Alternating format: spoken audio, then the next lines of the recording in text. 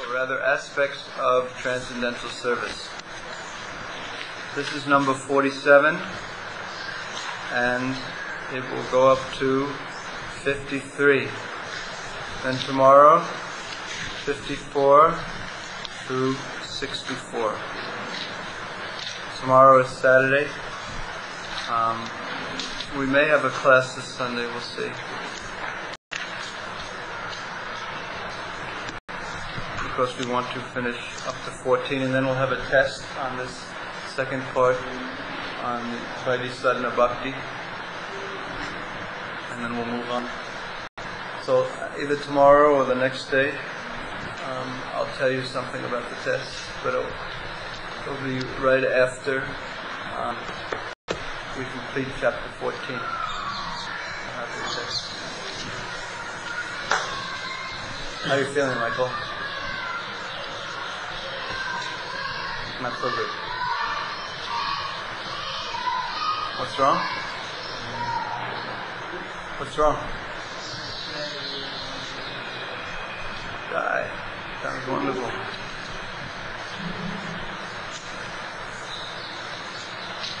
Yeah, the weather got hot again, didn't it?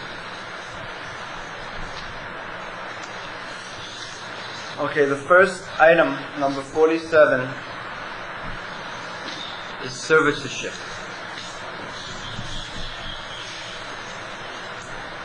Now, there are two different elements of servitorship. The first, and this is really parallel to what you learn in the 3rd chapter, 5th chapter, etc. of the Bhagavad Gita. And actually you've probably gone over it already in the 2nd chapter.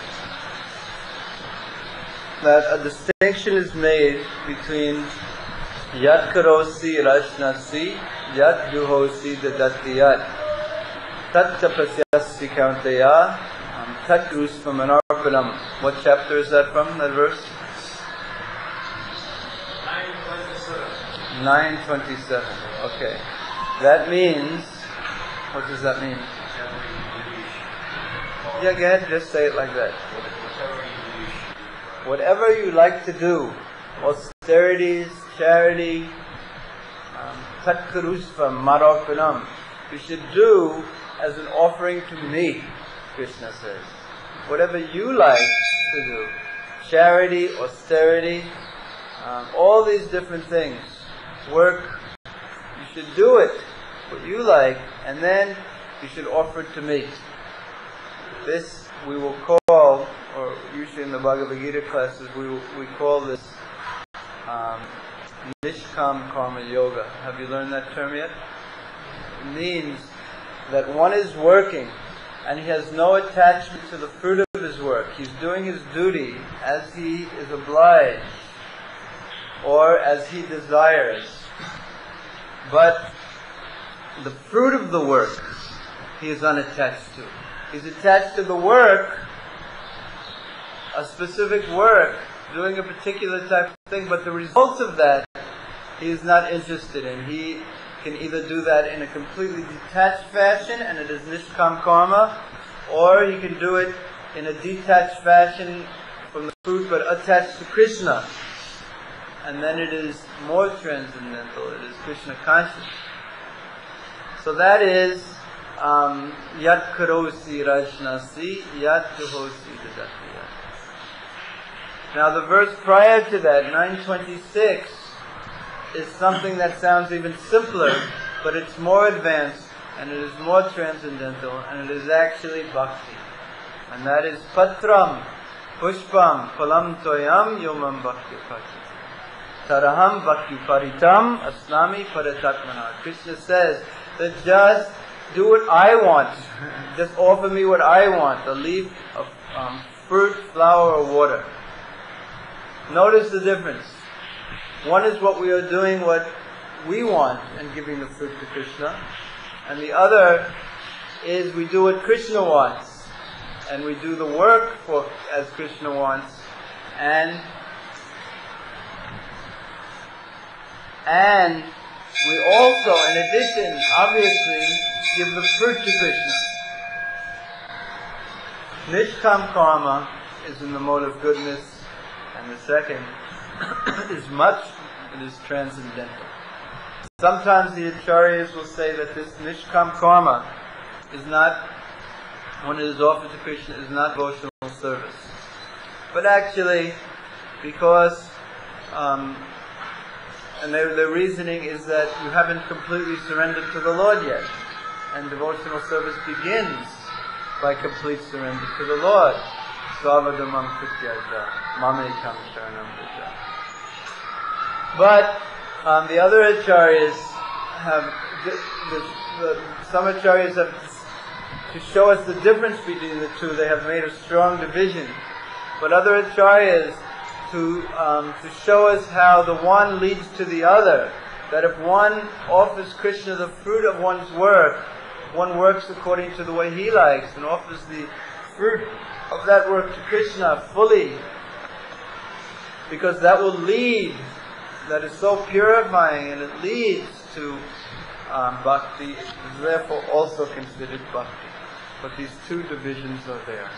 So this is basically what's being discussed in the explanation of servitorship over here. So both of these, servitorship, both those different elements are considered bhakti, whether one is doing one's prescribed duties in varnashrama and offering the fruit to Krishna, or one is completely surrendered and doing exactly what Krishna wants. They are both considered bhakti. The one leads to the second. Prabhupada explains the point here. When householder devotees perform some ritualistic duty, they do so to satisfy Krishna. Oh, here. When devotees are actually engaged in offering service to the Lord directly, these must be Bhagavatas, or pure devotees. Those who are engaged in fruitive activities or prescribed duties according to the four orders of social and spiritual life are not actually pure devotees. But still, because they are offering the results to the Lord, they are accepted as devotees. This is the basic point. Any questions about this point? Yeah. Explain to me what is that 926 isn't pure devotional service, because there's the concept that I have this spiritual. Well, if you don't have that feeling, how can you do any service? How can you give Krishna anything then? Then you're in a difficult situation. And sometimes, sometimes in our temples, this feeling is taken away from us, that you're completely surrendered, so therefore you can't do anything for Krishna other than what we're told to do. And that it doesn't do one's spirit very good, very much good. No. That's a wrong explanation. Incorrect.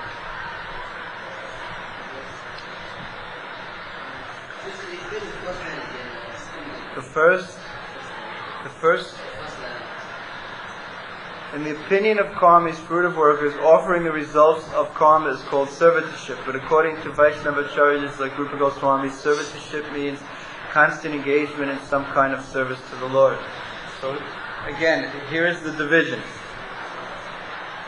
If you work and you offer the result of the work to Krishna, some people say that is dasyam, or being a devotee or being a servant of Krishna. Again, we're talking here of this as an anga or a limb of sadhana bhakti.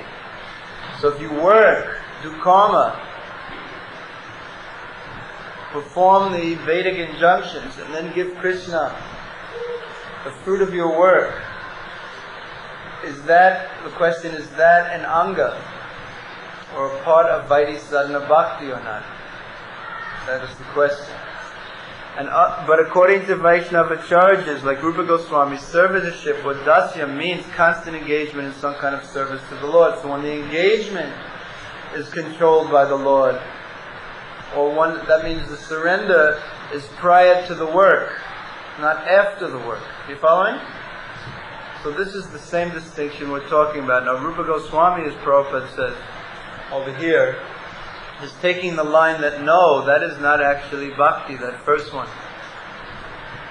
When you're offering, you're working as you want, and then giving the fruit to Krishna, that's not actually bhakti. Sometimes the acharyas take that position to show the quality of what bhakti actually is, and how you have to be fully surrendered. Not that you do what you want. Sometimes we get very attached to doing what we want for Krishna.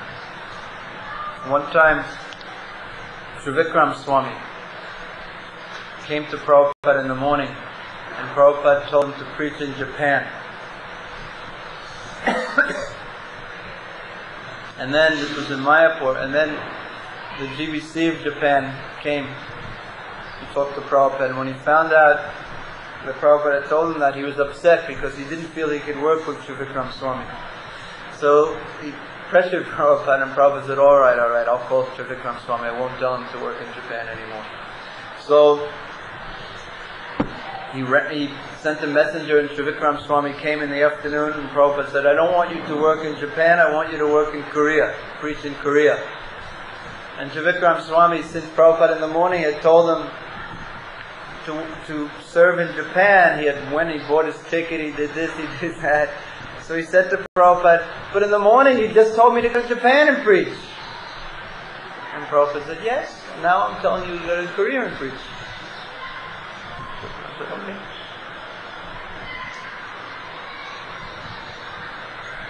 So if we become attached just to the work,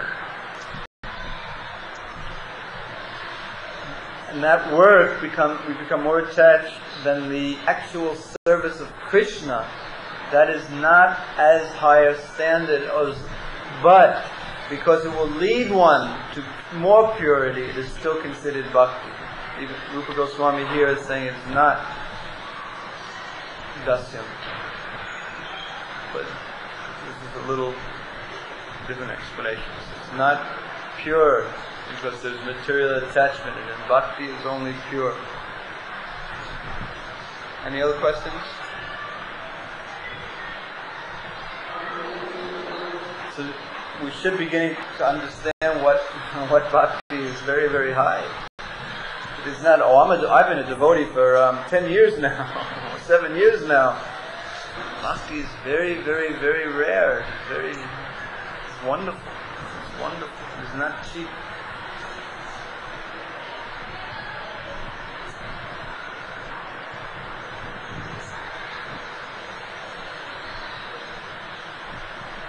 So actually, when we surrender first and then work, that is actually dasya sadhyam, sadhana, dasyam sadhana, as described here. That's what Rupa Goswami is saying. But the other, if we started preaching strongly that unless you're completely surrendered, it is not sadhana bhakti or anything like that. First of all, we wouldn't have any congregation. Right? Because they're not surrendered, and it would be very discouraging to them. And we see that if people do what they want for Krishna, gradually they come to the point, there's such a taste in that, they want to surrender more. And then, and gradually there wouldn't be anyone left practically in the temples.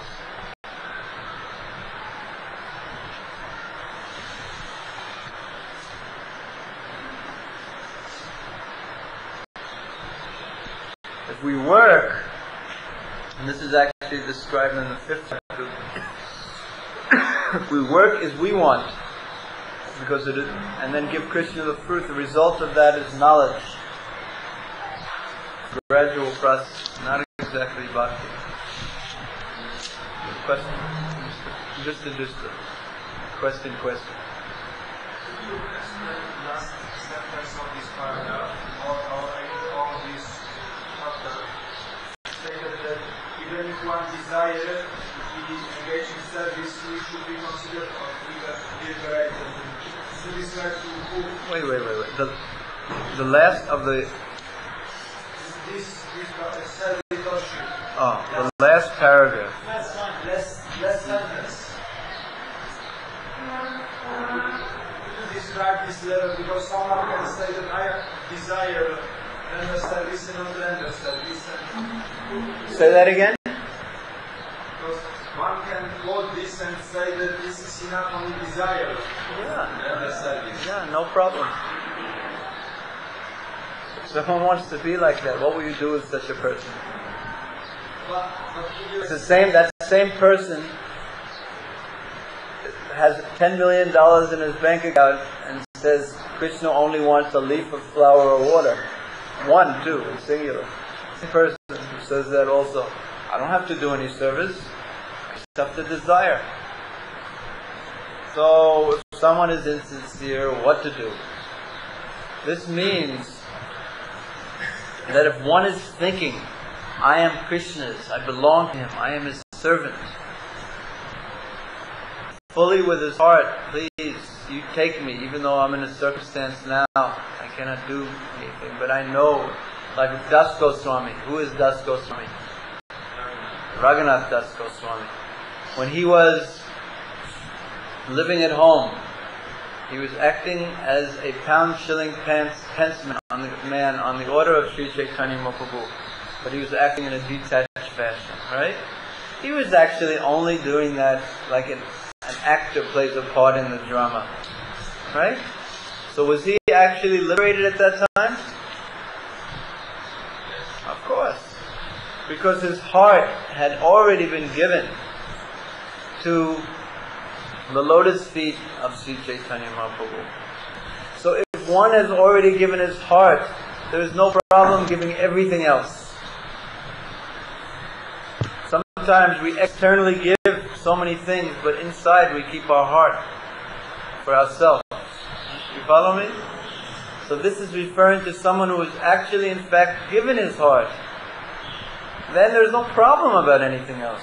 So the example that you gave is someone who hasn't given his heart, but saying I've given his heart. To avoid giving anything. He hasn't given his heart, and he doesn't want to give anything else either. So he makes up the story that he's given his heart. So what to do with a person like that? If he has a little sincerity in him, then Krishna will help him. If he has no sincerity in him, Krishna will let him go on thinking like that for 10 zillion, 1126 billion and 3 births. Thinking, yes, I am already liberated, I am devotee, yes. Who cares? That saying that I mentioned before, that the laws of, you keep things locked, not to stop the thieves from stealing, but to keep the honest people honest. You cannot make a law or have scriptures or do anything to help an insincere person. First he has to become sincere to be helped. So the only problem therefore is our insincerity. Clear? Next is devotional service in friendship. So this is not prema bhakti, not referring to prema bhakti. There are 5 different staibhavs or perfected moods in devotional service.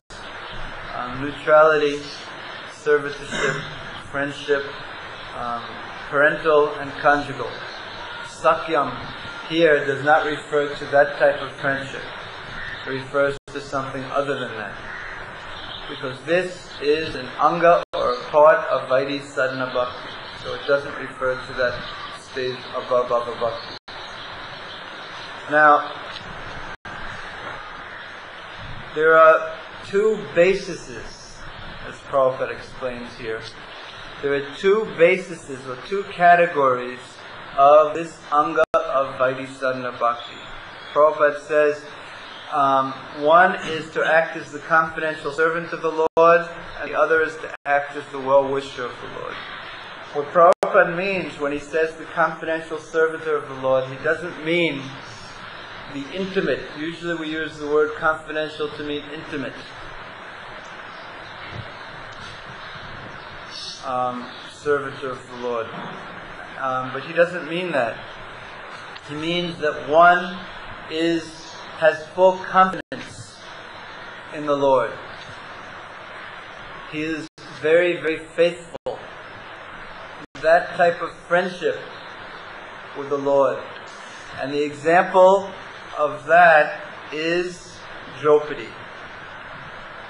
And that's the quote that's given. My dear Govinda, Draupadi says, your promise is that your devotee can never be vanquished.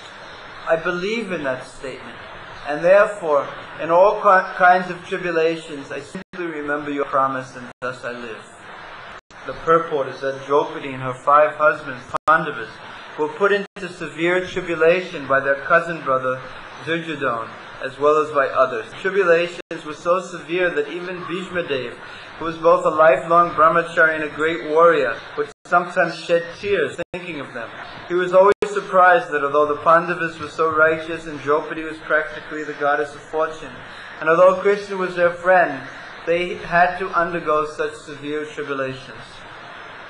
Though their tribulations were not ordinary, Draupadi was not discouraged. He knew that because Krishna was their friend, ultimately they would be saved. So that type of faith in Krishna is an anga of sadhana bhakti, knowing that Krishna will protect me. And that anga, as Prabhupada explains, it brings one to systematically follow the rules and regulations with faith that he will achieve the platform of transcendental life. Because unless one has that type of faith, why will one follow? There are hundreds and thousands and millions and billions of people in this world just doing whatever the heck they like. So why put oneself under the restrictions unless one has faith that by following these restrictions he will get this transcendental platform? So that type of faith and affection for Krishna, in that mood, knowing that Krishna is affectionate and will care for the devotee, unless one has that, how can one surrender? Unless one has that faith. So therefore, adot shraddha, the first principle is faith. Unless one has that softness of friendship in relationship to Krishna. The second one as Prabhupada explains it. So the first is to act as have confidence in Krishna. And the second is to act as the well-wisher of the Lord. Now how in the world to act as the well-wisher of the Lord? So there is one simple way, and there is one exalted way. The exalted way we certainly shouldn't imitate. That is actually on the Raganuga platform, even though it is mentioned here as an anga by Rupa Goswami of Vaidhi Sadhana Bhakti. And that is a pure devotee lying down in the temple. This is the last part of this section. A pure devotee lying down in the temple in order to serve him as a confidential friend. Now, if we remember the definition of Raganuga Bhakti, is that it is impelled by one's spontaneous affection. In fact, when we were reading the offenses in Vaidhi Sadhana Bhakti, you have to remind me now. Take this.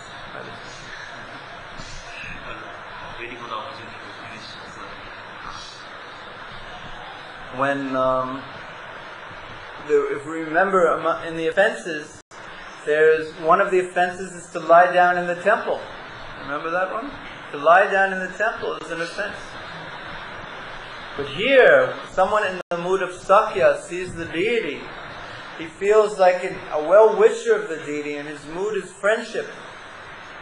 If he is on that exalted platform, if he's actually experiencing this, even though it is a sadhana,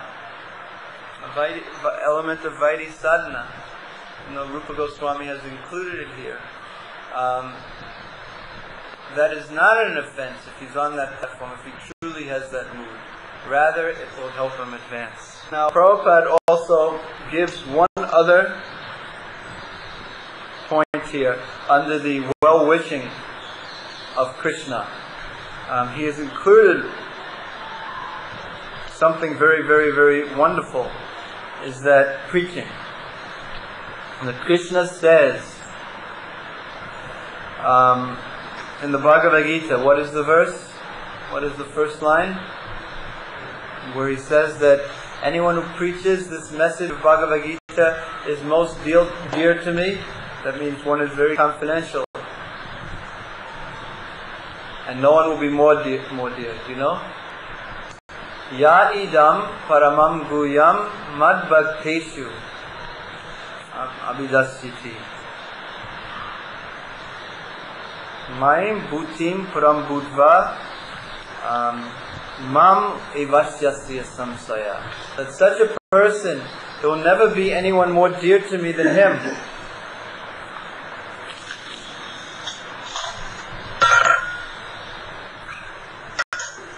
And in the end, he will come back to Godhead. Without a doubt. Nam eva asyasi asamsaya. Asamsaya means without a doubt. So this is, Prabhupada has included this in as one who is a friend practicing this anga of bhakti, of sakyam, devotional service and friendship.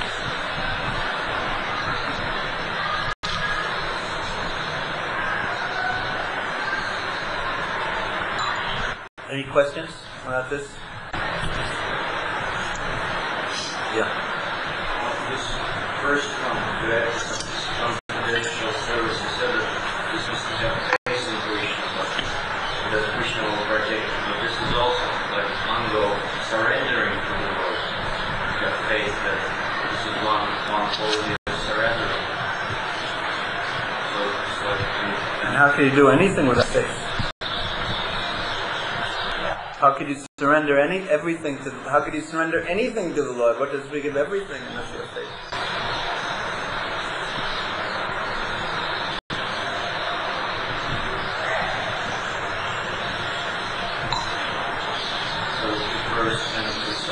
Shraddha, Ado Shraddha. First there's faith, which means that you can't do anything without faith. This is the beginning. But because it's the beginning, it doesn't mean that when you go on to step 2, step 2 doesn't include step 1.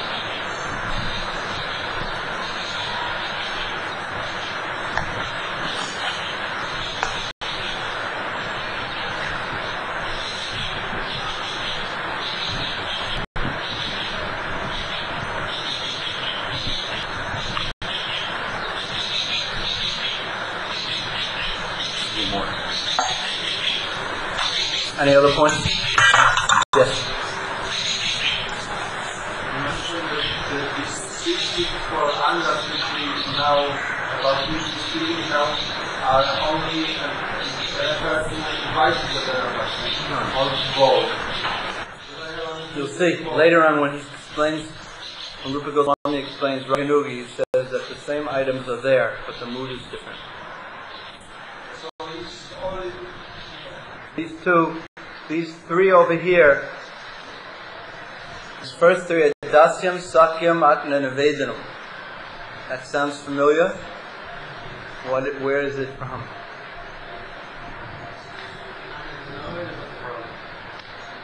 It's from the last three, the most difficult, the last three of the angas, mention of Nava Anga Bhakti that Prahlad Maharaj mentions. So these three are here. This self-surrender is Atma Nivedanam.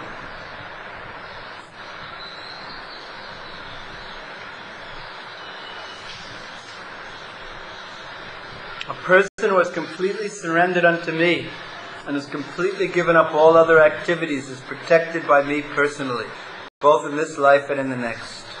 How wonderful. This self-surrender is called Atma Nivedana. According to different authorities, self is differently defined.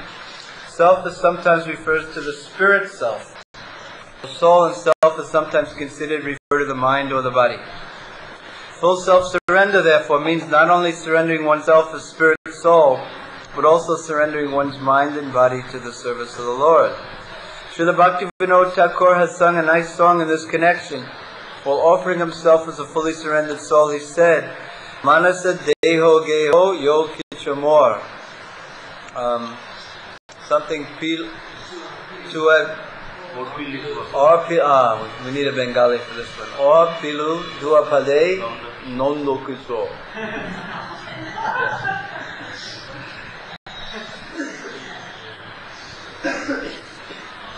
My mind, my household affairs, my body, whatever is in my possession, my dear Lord, I offer to you for your service. This is the only way one can stay and be in household life and not be in Maya, practically speaking. Is that one has to think that this isn't my house, this is not my wife, this isn't anything mine. It all belongs to Krishna, and we are servants in this house. We are the Lord's servants in the house. Everything is meant for His service. And then it is Atmanaveda.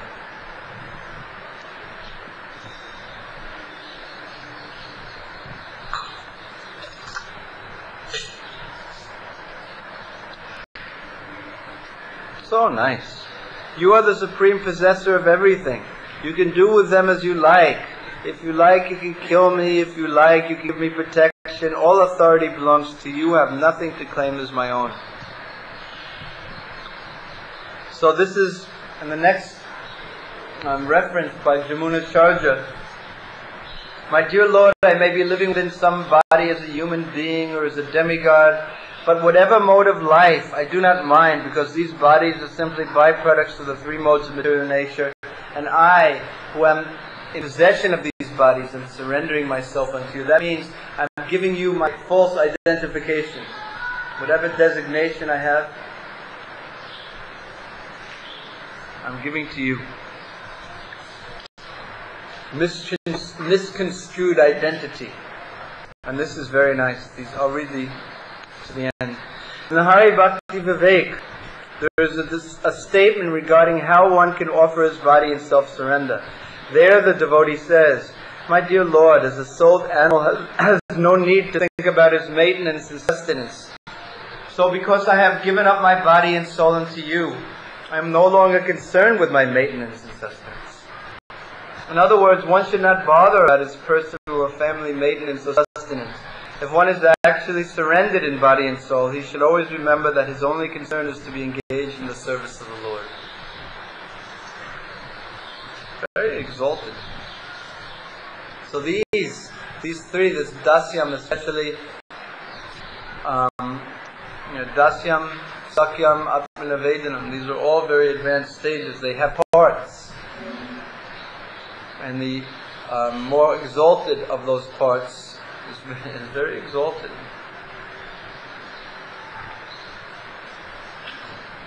Here, this is what Rupa Goswami says. See, Rupa Goswami says that devotional service in friendship and devotional service in self-surrender are two difficult processes. Therefore, such relationships with the Lord can very rarely be seen. Only for the advanced devotee are these two processes easily executed. The purport is that it is very rare to see surrender which is mixed with sincere ecstatic devotion. One must give himself completely to the will of the Lord. Offering a favored article. There are two different parts of this. One is you take something that is favorite to you, that you like very much, and you offer it to Krishna. And the other thing is to take something that Krishna likes very much, and you offer it to him. Both of them are angas of bhakti.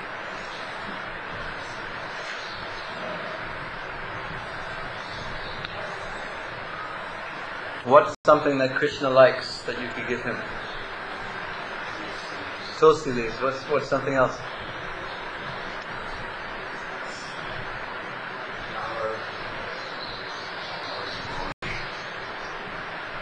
And how are you going to...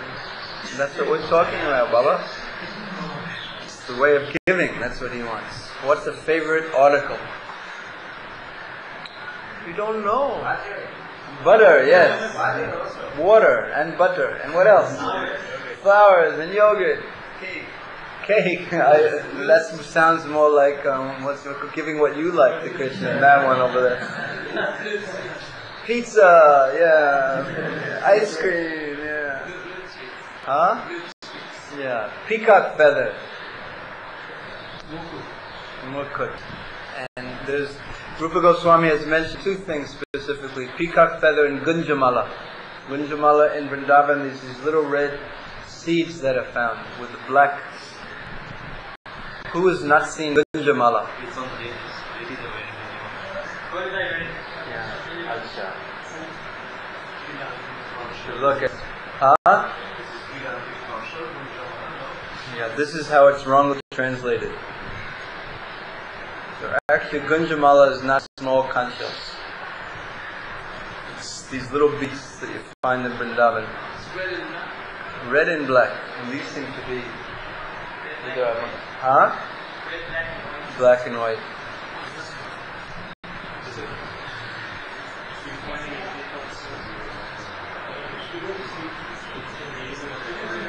Yeah. This is the season, by the way, right after the rain season. The peacocks start dropping the peacock feathers. I'll show you where to go find them. I'll tell you right now. You get them, you can get them from Krishna Balaram, Shamsundar. But if everyone goes all at once, anyway, we'll see who finds them. If you walk down, go out the temple and go to the right. Way down to the right.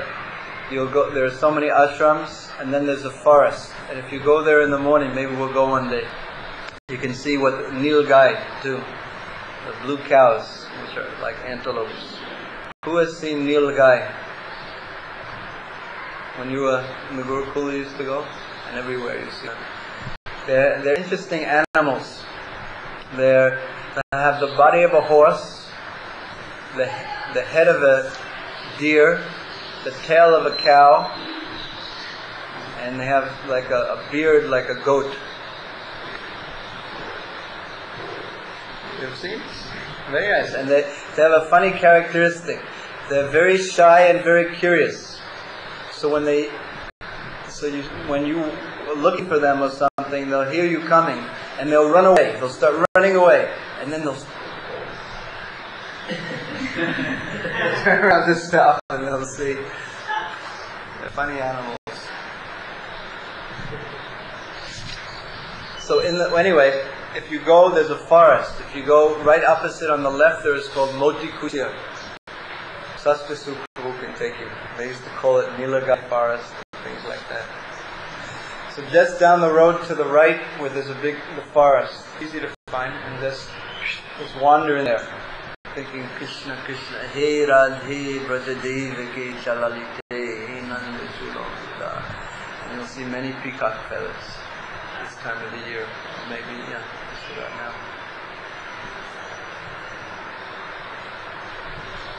Who made their offerings on Janmashtami to the deities mentally? Who remembered to do that? 1, 2, 3, 4, 5. Oh, many devotees. Nice. Did you enjoy? It was amazing. Yeah. Okay, next. These items which you are speaking now, even the surrender, everything will still within the category of spice. Even though that is also an element of Raganuga Bhakti, that friendship. And okay, performing all endeavors for Krishna. That one is clear.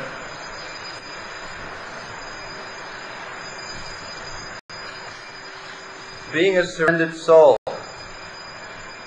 Surrender means two things here, as Prabhupada explains. That you think only of Krishna as a protector. Rakhe Krishna mare Krishna rakhe ke. For one who Krishna wants to kill, no one can protect him. And for one who Krishna wants to protect, no one can kill him. And taking complete shelter. Thinking of Krishna as your protector and taking complete shelter of him. This is the meaning of Sharanapati, or being a surrendered soul. Anyone who prays unto me and takes shelter from me becomes my ward, and I protect him always from all sorts of calamities. So these are so wonderful. So when devotees do Sankirtan, distribute books or preach in troubled areas of the world, I got a letter from Satyanandana Swami. He always amazes me what he's doing because preaching in this Yugoslavia, where they're in Bosnia, where they're just killing each other incredibly.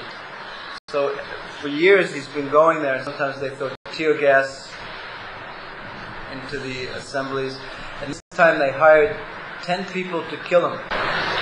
Still, they didn't, by the way. They didn't succeed by Krishna's mercy. But just so incredible what the devotees do. So exalted. This spirit sometimes is lacking in ISKCON nowadays. Just go somewhere and do something on behalf of Krishna.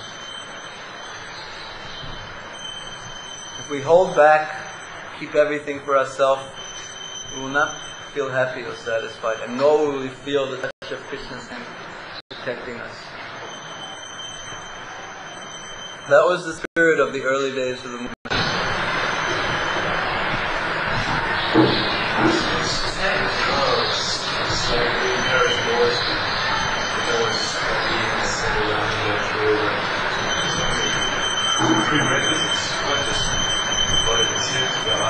Why?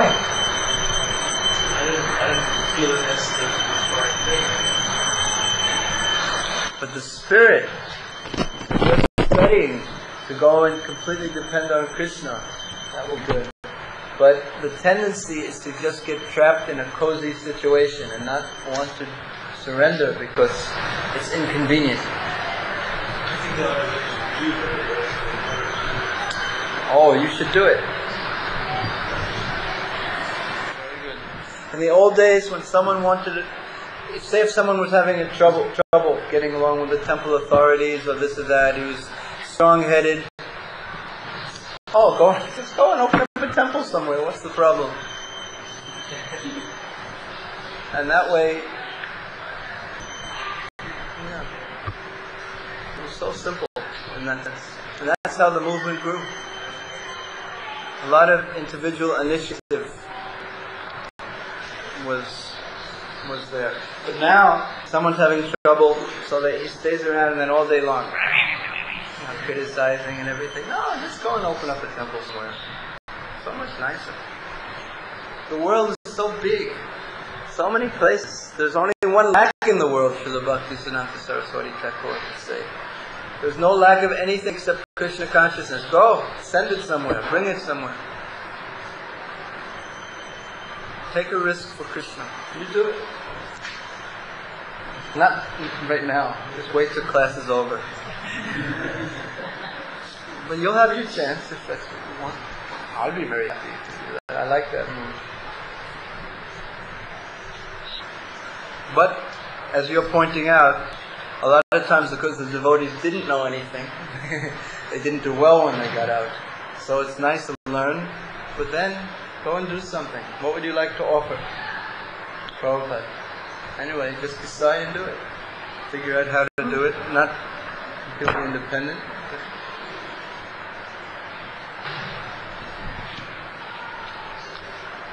Serving trees such as the tulsi.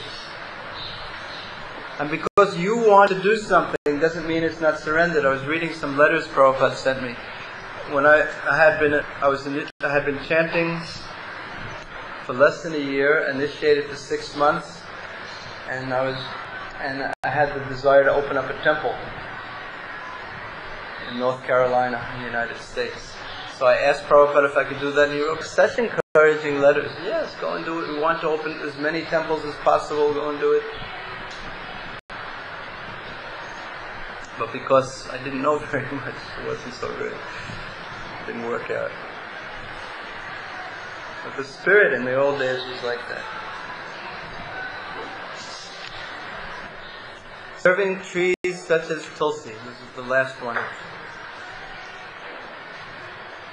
Let me offer my respectful obeisances unto the Tulsi tree, which can immediately vanquish volumes of sinful activities. Simply by seeing or touching this tree, one can become relieved from all distresses and diseases. Simply by offering obeisances to and pouring water on the Tulsi tree, one can become free from the fear of being sent to the court of Yamaraj. Someone sows a Tulsi tree somewhere, certainly becomes devoted to Lord Krishna. When the Tulsi leaves are offered in devotion at the lotus feet of Krishna, there is full development of love of Godhead. Rupa Goswami says you get mukti, but it is parama, special mukti, parama bhakti. You get the highest liberation. In the Skanda Purana, there's another statement about Tulsi as follows. Tulsi is all auspicious in all respects. So here are the 9 ways are listed of serving Tulsi. One after another they're listed here. Simply by seeing, simply by touching, simply by remembering, simply by praying to, simply by bowing before, simply by hearing about, or simply by sowing this tree, there is always auspiciousness. Anyone who comes in touch with the Tulsi tree, the above mentioned ways, lives eternally in Vaikuntha world. 1, 2, 3, 4, 5, 6, 7, 7. There's 2 more.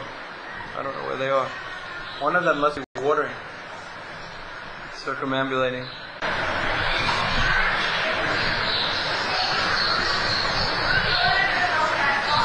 Okay. Tomorrow, further aspects of transcendental service.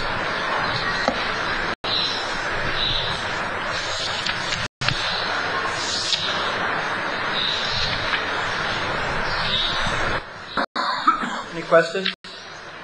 Comments? Seems to me that this one gives student service like an aspect of Atmanivedana. Is it correct this understanding? Seems to be a subtle difference. The words are different, that's one thing. Atmanivedana is giving mind, body, soul, everything to Krishna. And this saranam also means surrendapati, means taking shelter fully, for protection especially. That seems to be the difference. One is giving everything, and the other is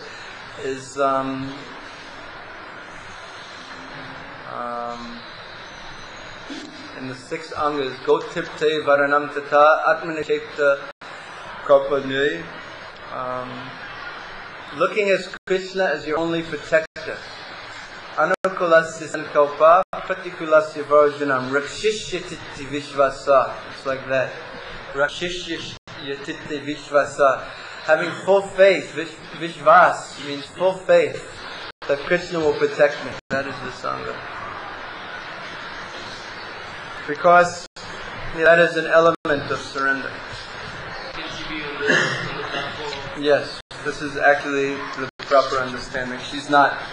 She's actually an eternal associate, but still this is given as an example of sadhana. She is not acting. She is not a sadhaka. She's an eternal associate. Correct. She's a prema bhakti.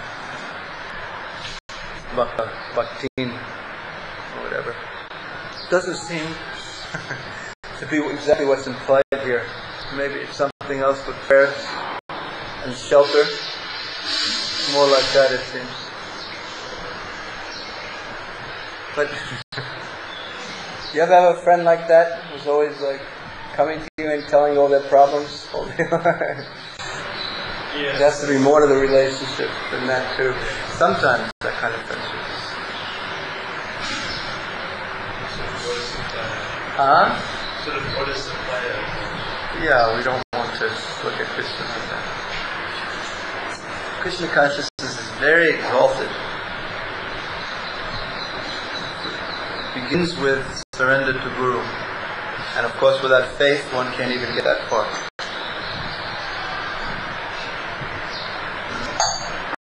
Without surrender we cannot take, without faith we cannot surrender. Without surrender we cannot advance.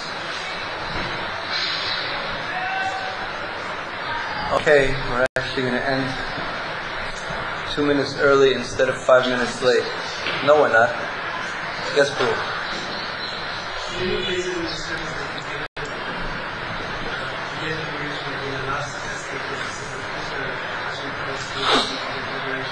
Liberation isn't so hard. Bhakti, that's hard. No, that question came up 4 times already about. So there's one paragraph or so. Shastra Sutra asks that day. Other devotees have mentioned that. We'll discuss it fully when Prabhupada mentions it. It's to encourage us to some degree, but it has happened. It's not an exaggeration. Not just exaggeration to encourage us. They're not just that, but they're also to encourage us. Because if we just hear how hard bhakti is all the time, then we'll give up. So sometimes we mention how hard bhakti is, just to put things in perspective, so we keep our humility. Now, actually we are on the platform of Sadhana Bhakti. Does it mean that we are worshipping Lakshmi Narayana or we are worshipping Krishna? The deity worship, you mean?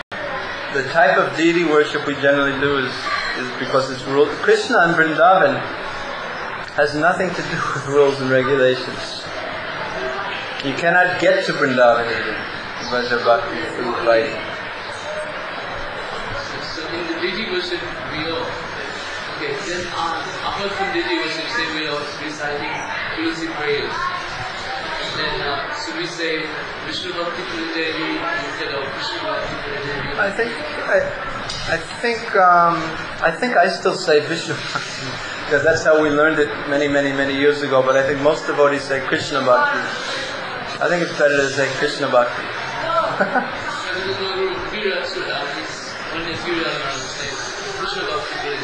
Yeah. When I came here, because we are all go on stage, because he's doing what I do. I should change it, what I do. Huh? Why don't you just tell him for me?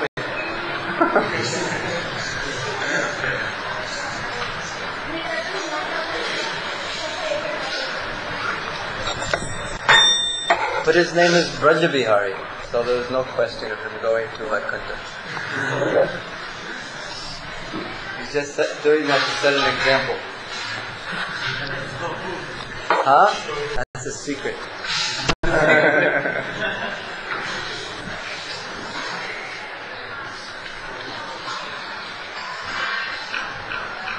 But whatever you do, everyone will criticize you, so don't worry. About anything. No, I'm just teasing you. I'm not saying you're criticizing. I know you're not criticizing. Okay, Jai.